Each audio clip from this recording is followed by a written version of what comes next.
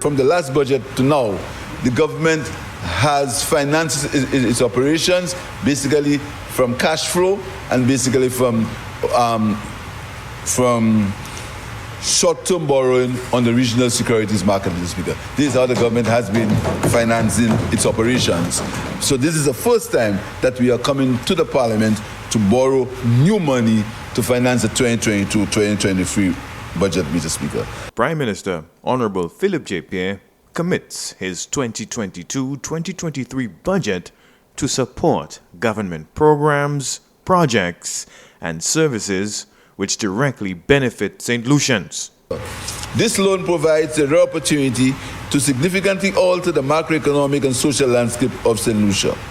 The loan will assist the government and people of St. Lucia in dealing with 1. Economic recovery and growth. 2. Health expenditure. 3. Infrastructural programs. 4. Other recurrent expenditure.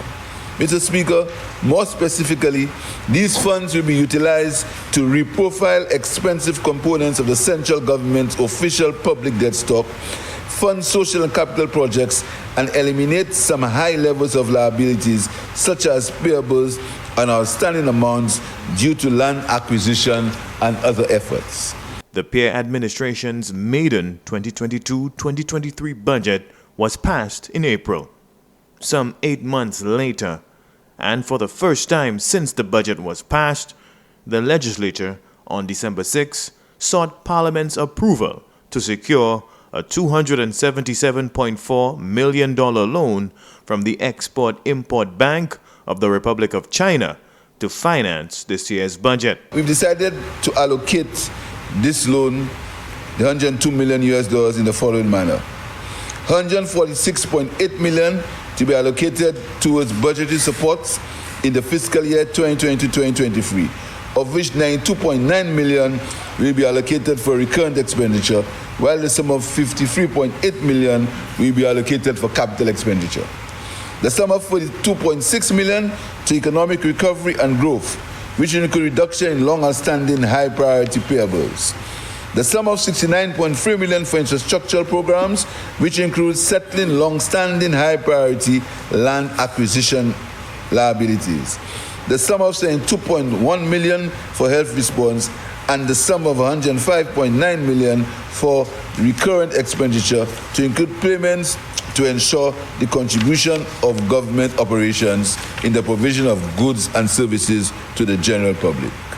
Mr. Speaker, the terms and conditions of the loan are similar to other loans negotiated at the Exim Bank and is considered concessionary financing of the long-term type, Mr. Speaker. Prudent fiscal policies employed by Prime Minister Pierre and implemented by his cabinet of ministers has deliberately minimized the need to take on new debt over the last 17 months. This first round of borrowing for the 2022-2023 budget will assist the government in meeting key fiscal objectives, which includes meeting recurrent and capital expenditure obligations and supporting government cash flows. Allocations have also been made to address outstanding payables owed to service providers. At the end of November 2022, the stock of payables was $132 million. With the majority, Mr. Speaker, outstanding is, and the total 63, the majority of it was over 120 days. Inherit, Mr. Speaker, and totaling $63.5 million, or 48% of this debt. So these payables, Mr. Speaker, they've been there for a long time.